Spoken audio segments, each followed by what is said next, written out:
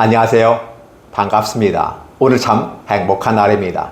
하나님께서 저와 여러분의 가정에 준비하신 하나님의 은혜와 평안이 넘쳐나기를 예수님의 이름으로 축복합니다.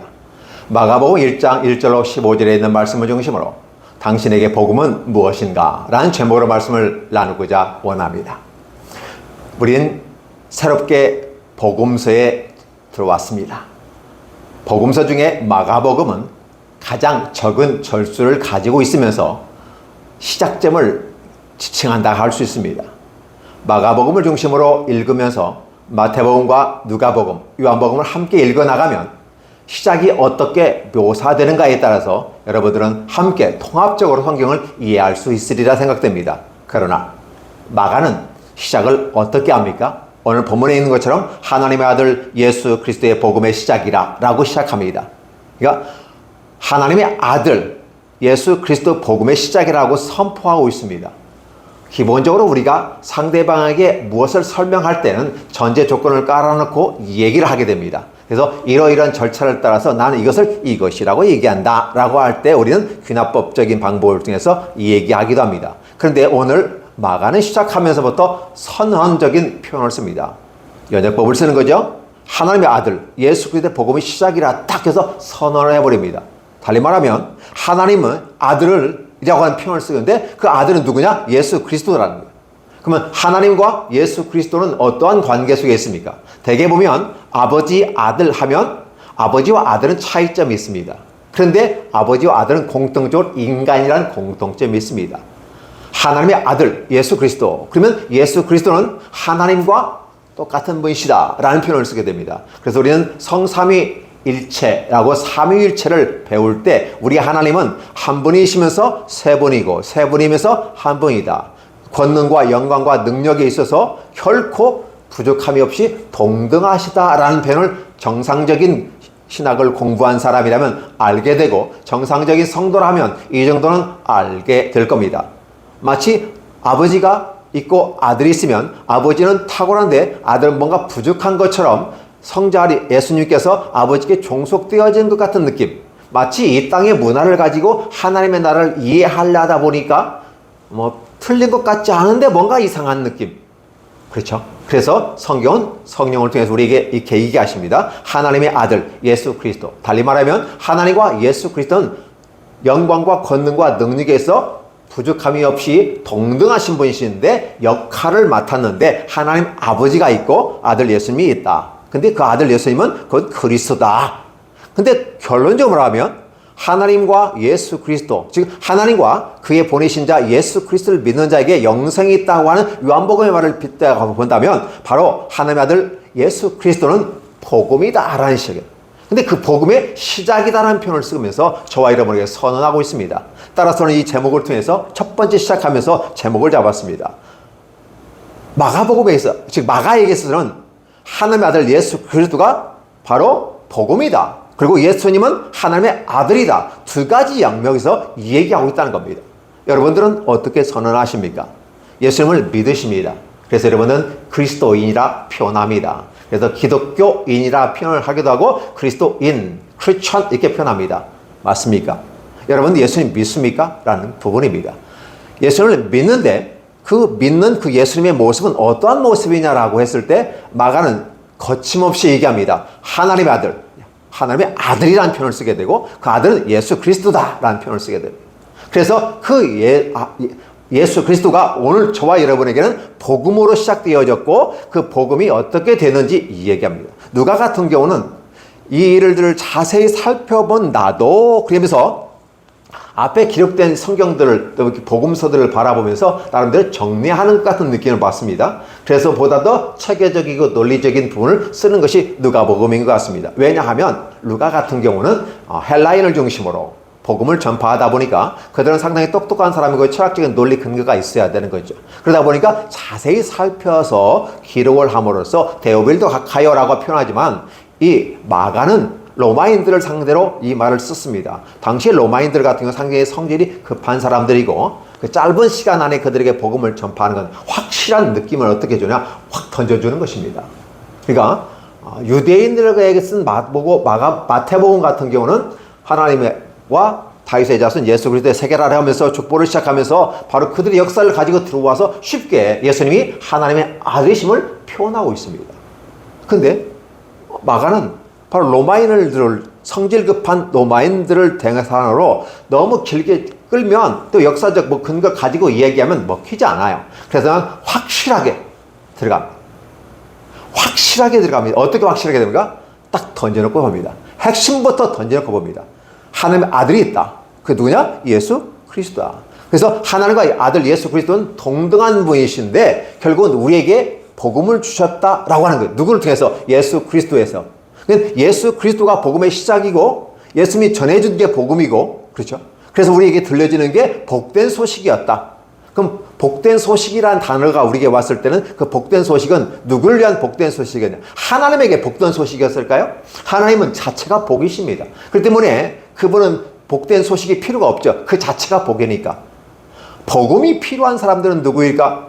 바로 저와 여러분들입니다. 당시에 로마인들이라고 볼 수 있지 않을까. 그래서 이 마가복음은 되게 여러분들 아시다시피 송아지 복음이다 라고 하는 부분입니다. 왜냐하면 로마인들은 정복자이고 강함을 상징합니다. 그래서 항상 자기들 몇 복종하고 복종하는 것을 원한다는 말이에요. 그래서 우리가 별명을 지을 때 송아지 복음이다. 이렇게 되겠죠. 왜? 항상 소는 주인에 의해서 끌려가는 것처럼. 그런데 끌려가는 그 모습을 보는데 희한하게 내가 지배하고 끌고 가는데 거기에서 희한한 게 나타나요. 복음이 나타나는 겁니다. 오히려 지배받고 끌려가는 자에게 선한 것이 나타날 수가 없는 거잖아요. 그런데 마가는 바로 시작합니다. 하나님의 아들, 누구? 예수 그리스도. 근데 그 예수 그리스도는 누구다? 하나님이 저와 여러분에게 선물로 주시는 바로 복된 소식의 핵심이다 라고 하는 것을 가르쳐주고 있습니다. 그리고 그게 시작이다라는 표현을 쓰게 돼요. 멋있지 않습니까? 오늘 그래서 저와 여러분들도 어떤 고백을 하느냐가 대단히 중요합니다. 우리는 신앙을 가졌습니다. 예수님을 믿습니다. 그렇다면 우리는 어떻게 하나님의 아들 예수 그리스도에 대해 표현하겠습니까? 성부 하나님은 우리가 볼 수 없고 만질 수 없는 존재이십니다. 그래서 우리는 이렇게 말합니다. 하나님 보여주옵소서. 하나님 한 번만 보면 안 될까요? 네, 그래서 본 사람이 있었죠. 누굽니까? 모세. 모세도 하나님의 온전한 모습을 본 게 아니라 바위 틈에 숨어서 하나님이 지나갈 때 하나님의 등만 보았다라고 말할 정도로 모세조차도 그렇게 됐단 말이에요. 그런데 하나님의 온전한 모습을 우리에게 보여주시기 위해서 이 땅에 오신 분이 있는데 사람의 몸을 입고 오셨다. 그렇죠? 사람의 몸은 누구죠? 예수 그리스도. 누구 아들로? 목수의 아들. 그렇죠? 네, 왔습니다. 그러니까 육체적으로 바라보면 흠모할 만한 게 아무것도 없는 거죠. 가정으로 봐도 이렇게 목수의 가정에서 태어난 가난한 한 모습. 그 태어날 때도 마땅히 거처가 없어서 마을간에서 태어났고 말 구유에서 안식을 얻어야만 하는 이러한 모습으로 오셨던 분이 저와 여러분에게 복음이 된다는 사실이죠. 그러니까 이건 기적 중에 기적인 것입니다. 대개 보면 어떤 빛을 전하고 길을 제시하고 리더가 된다고 하는 부분은 세상적인 방식으로 오신 예수님은 전혀 맞지 않아요. 그런데 그 맞지 않는 그분을 가르쳐 우리는 복음의 시작이라고 말하며 그분이 하나님의 아들 예수 그리스도라는 표현을 해요. 그러니까 육체 가운데 오신 예수님께서 바로 기름 부음을 받으신 분이다.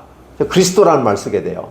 헬라에는 그리스도지만 아람어 같은 메시아로 표현합니다. 이게 메시아 그리스도. 그죠? 이런 식의 표현을 쓰게 되는 겁니다. 이러한 선언 표현은 대단히 중요해요. 오늘 자금의 우리의 믿음이 흐릿해지는 시대에 술에 술 탄 것, 물에 술 탄 것처럼 이게 술맛도 아니고 물맛도 아니고 니 맛도 아니고 차갑지도 않고 더겁지도 않은 어떤 그런 지역의 모습 가운데 주님께서 초대교회에 말씀하셨던 것처럼 차갑지도 않고 더럽지도 않은 듯한 느낌을 받는 이 시대에 결국은 그 시대는 멸망하게 되는 것이죠. 성지순례 가보니까 그런 경우가 있어요. 그래서 보니까 폐허가 됐구나 라는 시대입니다. 그럴 이 시점에서 이 마가복음을 시작함으로써 강력한 선언을 하는 것입니다. 예수님은 누구시다? 하나님의 아들이시다. 그러면 예수님은 다시 한번 반복합니다. 하나님의 아들이라는 말은 예수님은 하나님이시다는 말을 표현하는 것이고 그 하나님이 결국은 우리에게 주신 복음이다. 그래서 하나님과 그의 보내신 자 예수 그리스도를 믿는 겁니다. 그러니까 우리가 예수님을 믿는다고 했을 때 하나님과 그의 보내신 자 예수 그리스도를 믿는 게 영생이라고 한다면 예수님께서 말씀하시는 이 시작이 이 복음의 시작이 예수님께서 복음이 시작되어졌고 그분이 가르쳐준 것이 복음이고 그분이 행한 것이 복음이고 더 나아가서 예수님께서 하시는 말, 이 복음이 전파되는 곳에 이 여인이 행한 것들, 즉 감람유를 깨가지고 옥합을 깼던 그 여인의 한 행위도 전파되어야 할 것이다 라고 말한 이런 것들. 그래 보면 예수님과 관련되어진 모든 것들, 그래서 예수님과 관련되어지면서 예수님의 장사, 죽임을 예비하는 그 모습 가운데 여인이 기름 부어서 복음이 전파되는 것이 아니라, 그런데 여인이 기름을 부었는데 너는 내게 손 씻을 물 씻을 말도 안 주었는데 이 여인은 내게 머리카락으로 마음으로 다해서 눈물로 내게 죽음을 준비했던 거다 라고 하는 것이죠. 오늘 저와 여러분들은 항상 이런 생각을 해봅니다. 내가 주님을 위해서 뭔가를 드리면 하나님께서 날 높이 해주실 거야 이렇게 생각을 해요. 근데 여인이 한 행위는 바로 기름을 부었을 때 나의 장사를 준비하는 거다라는 얘기예요. 그러면 복음에서 뭐가 나와요? 바로 죽음이 나오는구나. 왜 죽어야 되는가? 십자가에 죽으시는 이유는 죄 때문에 죽습니다. 근데 예수님이 죄가 있으십니까? 없습니다. 그럼에도 불구하고 십자가를 져야 된다는 막중한 사명을 가지고 이 땅에 오신 분이에요. 그러니까 우리는 저마다 생각할 때 우리는 살기 위해서 이 땅에 태어나고 먹기 위해서 또 살기 위해서 먹습니다. 근데 예수님은 그렇게 하지 않는다. 주님은 이 땅에 오셨을 때 살기 위해서 온 게 아니라 죽으려고 오셨다. 저와 여러분의 시작이 예수님의 시작과는 전혀 다른 모습 속에 있다라고 생각해 보는 것이죠. 그래서 예수님은 우리를 위해서 죽으시고 다시 살아나시는 이 위대한 일을 행하는데 마가는 이렇게 선언하는 것입니다. 오늘 저와 여러분들은 이 모습을 보면서 나는 과연 신앙인으로서 어떤 고백을 하고 있는가? 하나님의 아들 예수 그리스도를 좋아하십니까? 기분 좋으면 좋고 기분 나쁘면 아니죠. 잠깐 주님 좀 바깥에 가 계시고 제가 좀 화가 풀린 다음에 오시죠. 이렇게 하시진 않습니까? 그래서 오늘 저와 여러분들이 내가 기분이 좋아서 하나님 사랑합니다라고 말할 수 있어요. 그러나 기분 나빠도 주님 사랑합니다. 그런데 제 마음이 힘듭니다 라고 말하면서 그 힘듦을 함께 표현하면서 그럼에도 불구하고 주님 사랑하는데 주님 내 환경과 여건을 좀 바꾸어 주시고 변화시켜서 나로 하여금 주님을 기쁘게 찬양할 수 있도록 도와주십시오 라고 기도하는 것은 어떨까 생각해 보는 것입니다. 그래서 오늘 마가가 하나님의 아들 예수 그리스도의 복음의 시작이라고 딱 선언하는데 도대체 우리의 믿음의 근거는 어디에 있는가? 여러분의 믿음은 어디에 근거해서 믿습니까? 믿습니다. 뭐 하는 거면 믿습니다. 도대체 뭘 믿죠? 믿는다고 하는 것은 어떤 근거에 의해서 믿습니다. 오늘 선지자 이사야의 글에 보라 내가 내 사자를 내 앞에 보내노니 그가 내 길을 준비하리라. 광야의 전자의 소리가 있어 이르되 너희는 주기를 준비하라. 오직 그의 오실 길을 걷게 하라. 기록된 것과 같이 이렇게 얘기해요. 그렇게 하면서 이사야 40장 3절에 있는 말 또 말라기 3장 1절에 있는 이 말씀을 그대로 가지고 옵니다. 즉 구약에서 예언되어지고 준비된 이런 모습들을 가지고 와서 지금 얘기하는 것입니다. 그래서 오늘 세례요한이 광야에서 죄 사함 받게 하는 회개를 전파하는데 바로 이 세례 요한이 바로 이사야와 말라기에 기록된 메시아인 하나님의 아들이 오기 전에 징조, 사인, 어떤 그 미리 보여주기 위한 하나의 모습으로 세례 요한이 있는데 죄사함의 회개를 선포하고 있다. 그래서 이 세례 요한은 메시아가 오기 전에 준비된 자였고 그래서 마치 엘리야와 같은 심정으로 와서 그가 엘리야와 같은 모습은 어떤 모습일까요? 낙태털 옷을 입고 가지고 가고 메뚜기가 석청을 먹는, 그래서 어떻게 보면 엘리야의 모습을 연상시키는 듯한 의상 디자인과 그의 삶의 스타일을 보여주는 것입니다. 그렇게 함으로써 엘리야와 세례 요한이 비슷한 이미지를 가지게 하고 그렇게 함으로 구약에 예언되었던 그래서 준비되었던 사람으로 와서 세례 요한이 지금 일을 하고 있다라는 표현을 쓰게 되죠.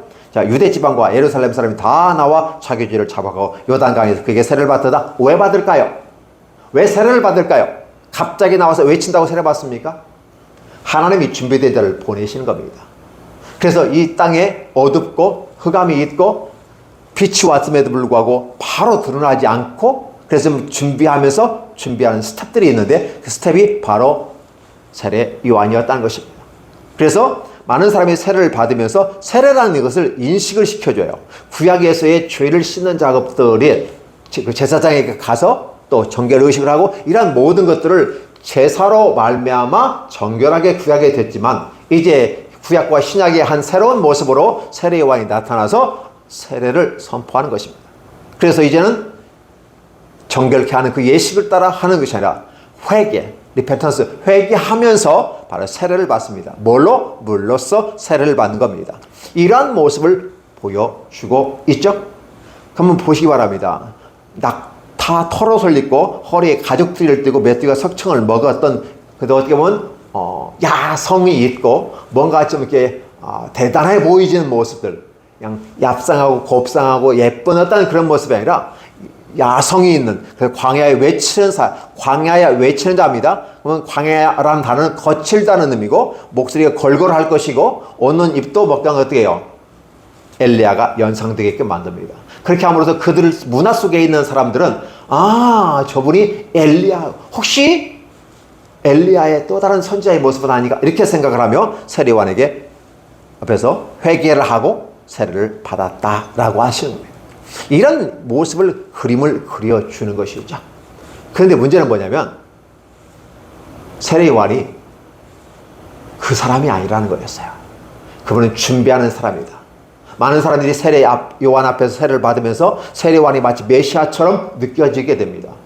빨리 엘리야 같이 느껴지니까. 자, 이스라엘에서 대단히 위대한 사람들이 있어요. 베드로가 봤을 때 변화산성에 나타난 세 분이 계십니다. 누굴까요? 모세, 엘리야, 예수님.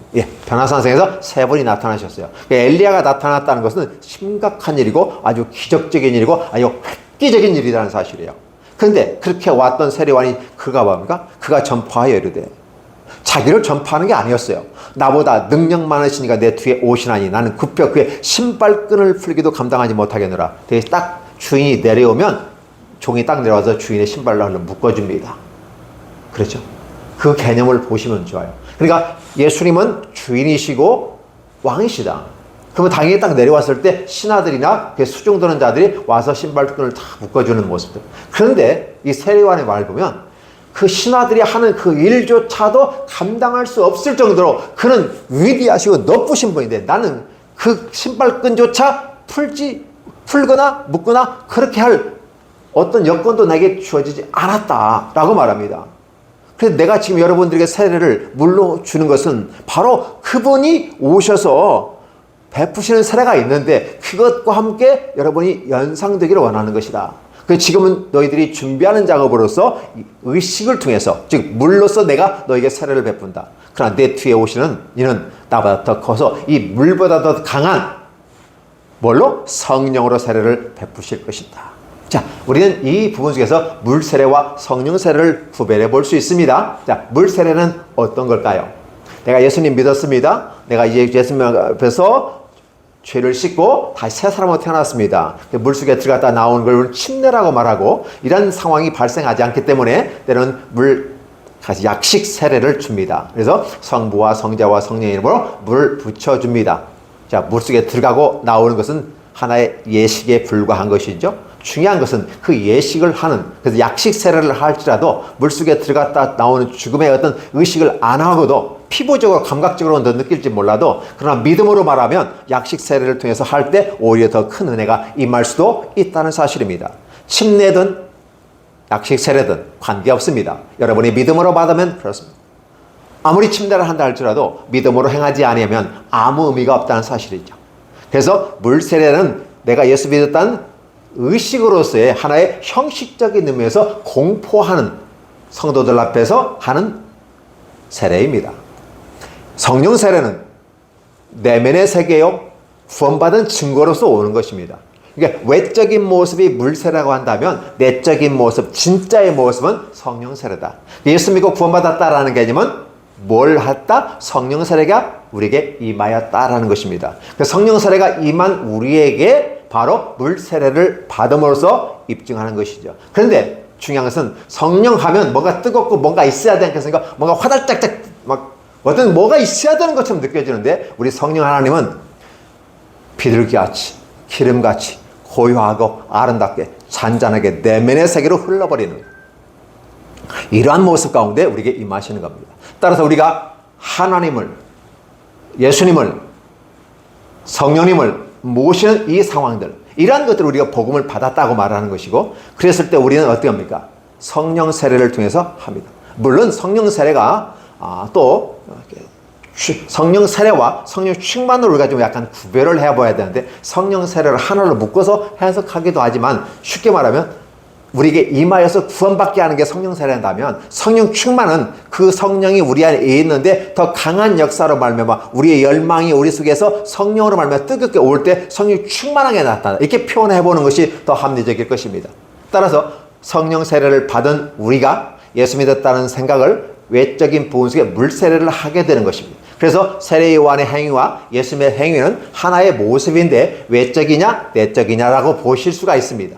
준비하는 자의 모습이 있다면 실체가 오게 된다는 걸 보여주고 있는 것입니다.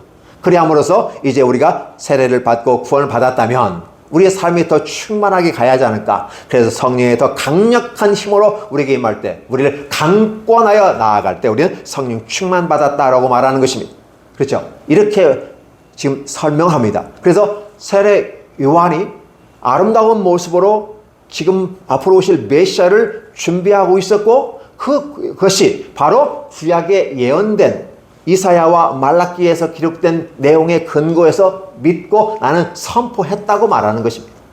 귀한 역사입니다. 마가는 이 모습을 가지고 얘기해요. 우리의 믿음의 근거가 어디 있느냐?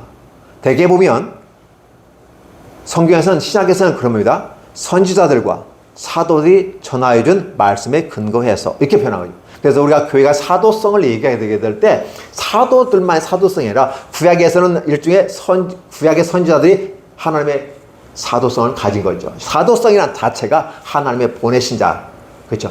보내심을 받은 자들의 모습이거든요. 구약에서는 선지자, 신약에서는 사도들. 그래서 우리는 구약의 선지자와 사도들로 말미암아 전하여준 그 말씀의 근거에서 우리는 믿고 행한다라는 부분이에요. 그런데 세상에서는 그렇지 못한 경우가 많은 것 같습니다. 예수님이 전하신 복음, 예수님의 사역들이 뭔가 부족해서 자기가 와서 포환하러 왔다고 말하는 사람들도 있습니다. 그리고 그들을 쫓아가는 사람들이 있어요. 우리는 그것을 이미라도 알다시피 이단 사입이라고 정죄된 부분들이 있습니다. 근데 그 사람만 와서 내가 예수님의 부족한 부분을 보완하러 왔다고 한 게 아니라, 또 다른 사람이 와가지고 또 내가 동방의 의인으로서 와서 하는 모습들이 있고, 그래서 다양한 재림 예수, 재림 메시아들이 수없이 왔습니다. 그들의 온 시작해서 만든 것들은 어떻게 될까요? 기독교라는 이름을 가지고 왔지만 사실은 하나님의 말씀에 근거하지 아니하고 어디에 근거했을까? 악한 마귀는 말할 때마다 진리가 없으므로 거짓을 이야기하게 된다라고 요한복음에 기록된 것 같이, 하나님의 선지자들이 전해준 것과 사도들이 전해준 복음에 근거하지 않고서 말하는 것은 진정한 복음이 아니다. 따라서 사도와 선지자들이 전해준 이 복음의 기초에 서지 않는 복음은 잘못된 복음이다라고 말하는 거죠. 그래서 우리는 이런 복음을 받아들이면서도 더 당당하고 행복하다고 말하는 사람들을 보면 뭔가 어울리지 않는다는 생각해 봅니다. 안타깝습니다. 나는 이단입니다. 그런데도 우리는 좋은 일 하니까 괜찮습니다라고 말하는 분들도 있어요. 여러분 속지 마시고 미혹되지 마시기 바랍니다. 왜냐하면 말세가 이르를수록 많은 사람들이 미혹되어서 가더라는 것입니다. 더욱더 말세에 이르는 그 모습 가운데 교회가 교회다워져야만 하는 것입니다. 그러면 교회가 교회다워진다는 말은 바로 복음의 시작이 예수 그리스도로부터 시작했는데, 예수 그리스도에서 다른 쪽으로, 다른 끝으로 나갔다. 끝이 달라졌다. 그럼 그걸 보니 이단, 다를 이, 끝단에서 그렇게 쓰는 겁니다. 그리고 아울러 거짓을 포함시켜서 다른 것들을 믹서해서 혼합해서 가는 걸 우리는 사입이라고 얘기하는 것입니다. 따라서 다른 어떤 것들은 종교로서 와서 우리들을 유혹할 수 있어요. 넘어갈 수 있어요. 그러면 종교로 머물러는 겁니다. 기독교의 또 다른 분파 속에서 나온 모습입니다. 그러나 오늘 마가가 얘기하는 것은 하나님의 아들 예수 그리스도, 그분이 그 복음의 시작인데 끝이 다르게 생각되면, 예수님은 복음의 시작인데 복음의 끝이 다른 쪽에 있으면 그건 잘못됐다는 것을 상징하는 것이고, 잘못됐다고 인정하면서도 우리 교회는 좋은 교회야 하면서 많은 사람들에게 오히려 유혹의 손을 뻗치는 이 유혹의 손에 많은 사람들이 넘어가게 됩니다. 가족 단위로 넘어가 버립니다. 그죠? 요즘에는 어때요? 맨투맨으로 하는 게 아니라 이제 막 각 기업들 아니면 각 가게들마다 물건 판매해주면서 유혹을 하게 됩니다. 성도들은 그 물건을 사주니까 혹여 넘어가는 경우가 상당히 많습니다. 그리고 들어오면 굉장히 아기자기한 것처럼 보이면서 그 안에 가두어지는 것입니다.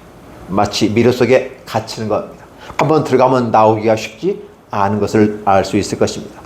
분명히 하나님의 아들 예수 그리스도로부터 시작된 이 복음이 다른 끝에서 하면서 수많은 사람들이 이 복음인 예수 그리스도를 떠나서 다른 복음을 쫓아가는 모습들이 한국에는 너무나도 많습니다. 한국에는 수많은 복음들이 있어요.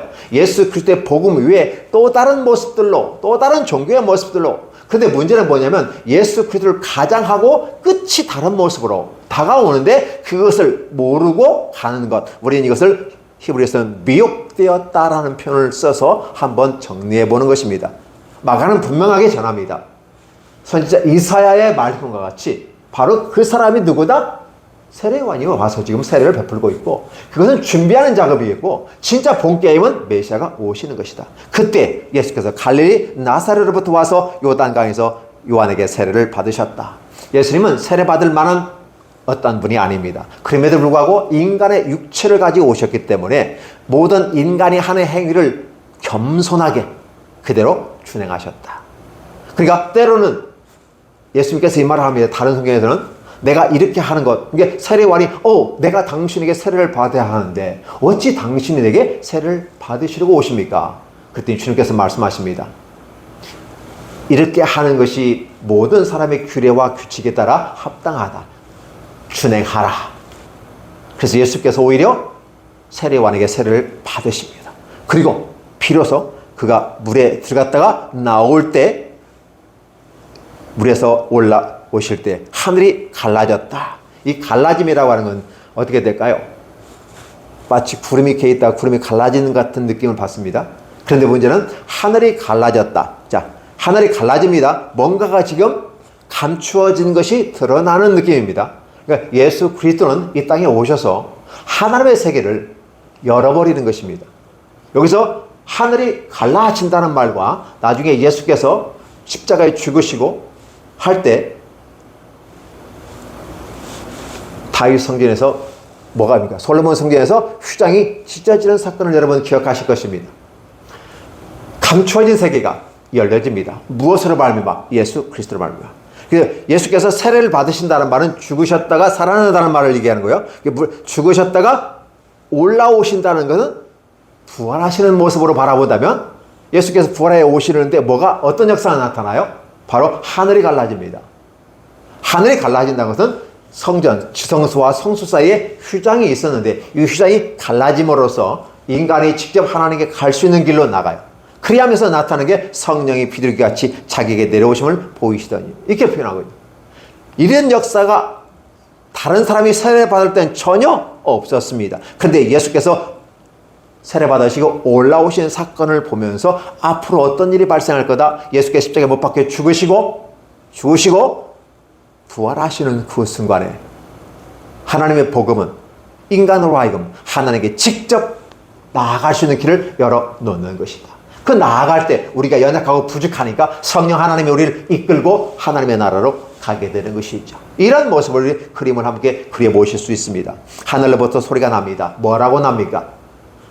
어떤 형상은 없습니다.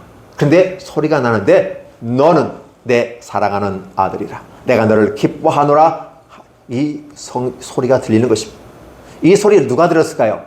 예수님과 세례요한이 들었습니다. 다른 사람들은 들었을까요? 다른 사람들은 어떤 자연적인 현상에 의해서 우르르 쾅쾅쾅쾅 되는 소리로 들렸을지도 모르겠습니다. 왜? 그들은 아직 들을 준비가 되지 않았기 때문에. 그러나 마가는 이 사건을 지금 기록하고 있다는 사실입니다. 무슨 소리일까요? 하늘로부터 소리가 나는 이 소리를 지금 마가는 체험하고 있고 들었다는 것처럼 얘기하는 겁니다. 그 전파합니다. 성령이 곧 예수를 광야로 몰아내시는지라. 다른 성경은 차분하게 설명해 나갑니다. 그러나 지금 마가는 긴급하게 사건을 진행합니다. 그래서 예수께서 십자가에 못 박혀 죽으시는 그 모습을 또 상상하는 모습 가운데 광야로 내몰아가시면서 40일 동안 시험을 받으시고 들짐승과 함께 하고 천사의 수종들다.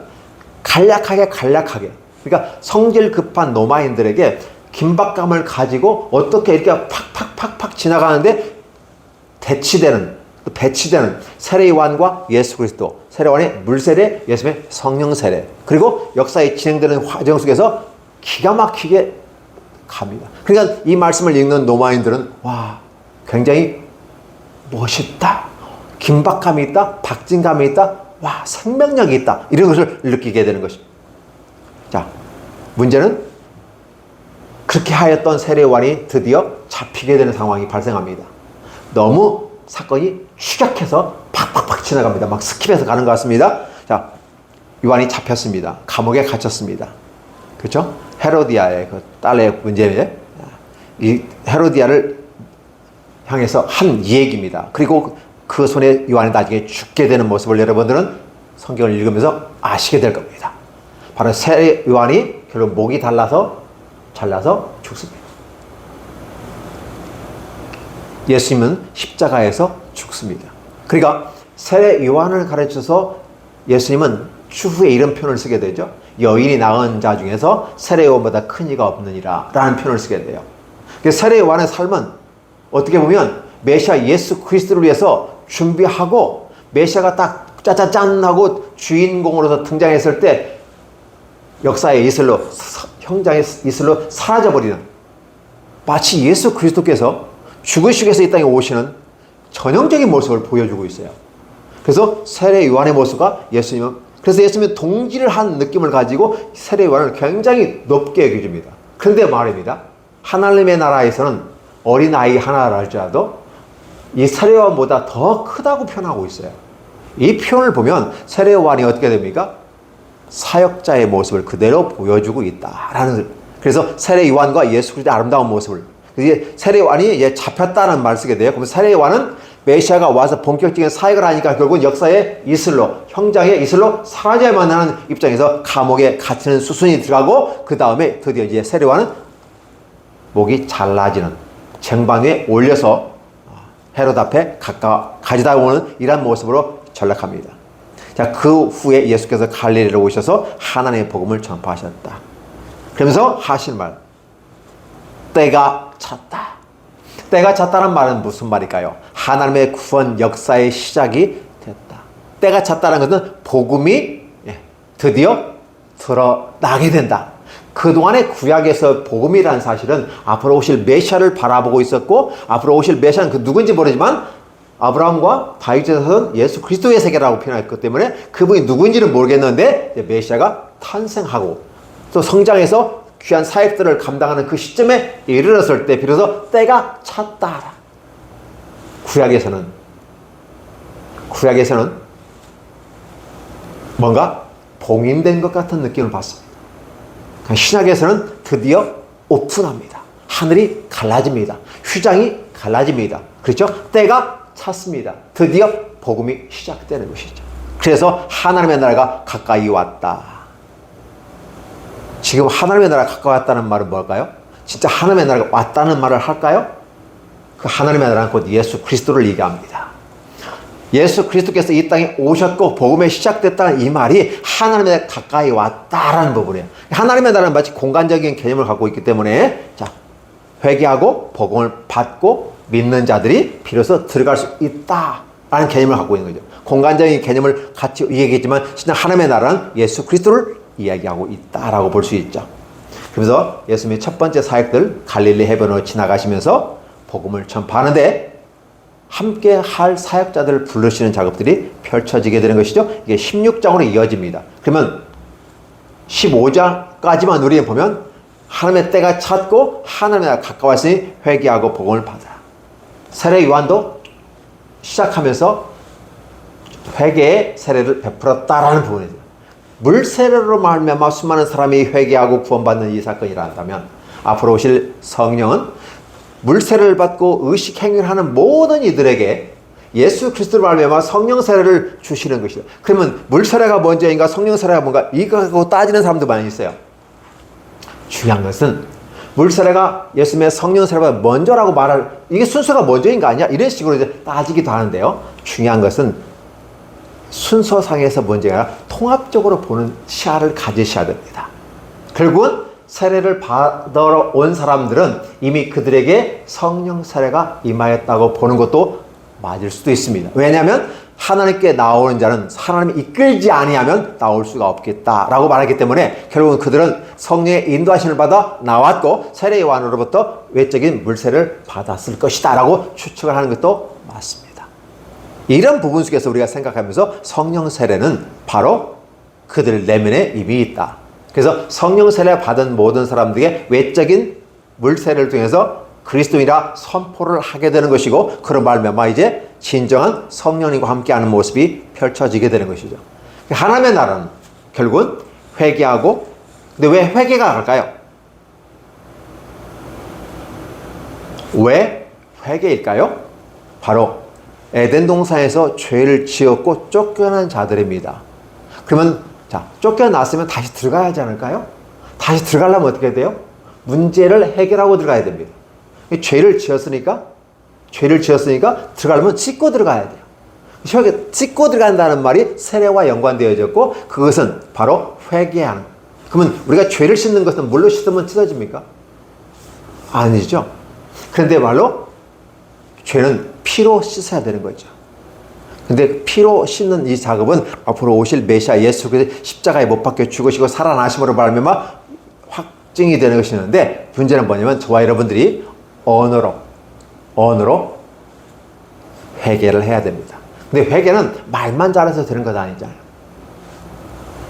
회개하고 이제 말로서 잘못을 고백하고 행동으로 해서 에덴 동산에서처럼 아담과 하와가 죄 짓기 전의 모습으로 바뀌어 변화되는 모습으로 가게 될 때 진정한 회개가 된다. 따라서 그렇게 회개됐을 때 우리는 복음을 받아들일 수 있는 준비가 되어지는 거고, 복음을 받아들인다기에는 천국이 임하였다라고 표현되는 것입니다. 따라서 에덴 동산에 쫓겨났던 저와 여러분들이 예수 그리스도의 복음의 시작과 함께 우리에게 임했고, 우리는 임하는 그 모습에 회개하고 복음을 받아들였기 때문에 천국이 우리에게 임하였다. 따라서 우리는 예수 그리스도를 하나님의 아들로 선언할 수 있다.